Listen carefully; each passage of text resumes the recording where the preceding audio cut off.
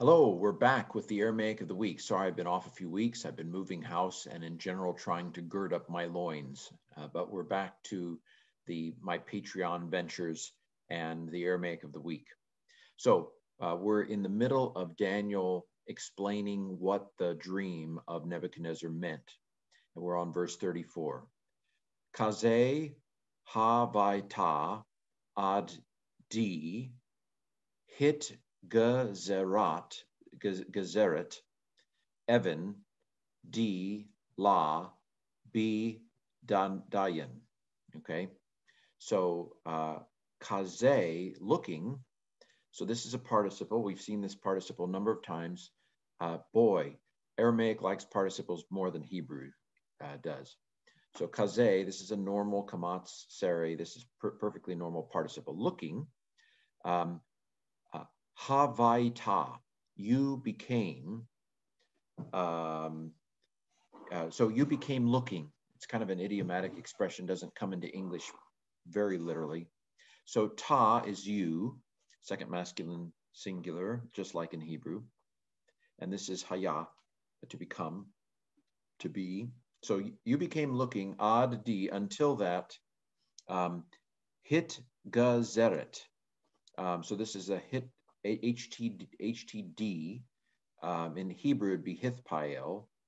In Aramaic, let's call it the hithpael in Aramaic. It seems like there's more than one kind of HTD pattern, but let's call it what it is, hithpael. When you have two schwas next to each other, the first one's a silent schwa closing a syllable, and the second one's a vocal schwa opening a syllable. So that dagish there is simply the hardening dagish of a beginning syllable in a begad kafat letter. A letter, those letters begad kafat, beit, gimel, etc. They're the ones that can have a hardening dagish or a light dagish, a dagish lene that happens at the beginning of a syllable. It's not a doubling dagish, in other words. Okay, so it was cut. Looking, you became looking.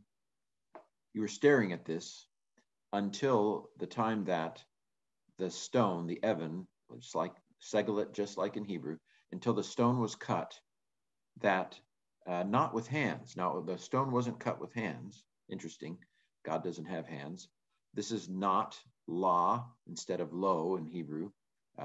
We haven't done the Canaanite shift, and so we're stuck with the long A. Yada yin, with is the ba, yad is hand, and then the een is the plural, so with hands. So you became looking until the stone was cut, not with hands. Umakat la zalma al raglohi di parzala the has pa. Okay, so the stone was cut not with hands, and it struck to the image. So to is la, kamatz aleph is the, and this is I think a normal verb. I think it's the basic stem, and so it struck. We call it maybe a G stem, the Grundstamm, or the Pa'al in Aramaic. See Pa'al, Ma, Ha, Kat, and it struck to the image as far as its feet. So regel is feet, and then the holum is the plural there, and the he is its, to its feet.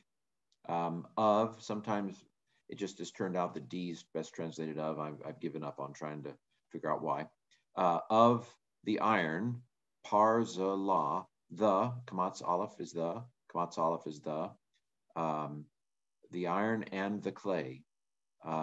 So the stone hits the feet. That is of a mixture of iron and clay, remember? And what happens is, and it shattered them.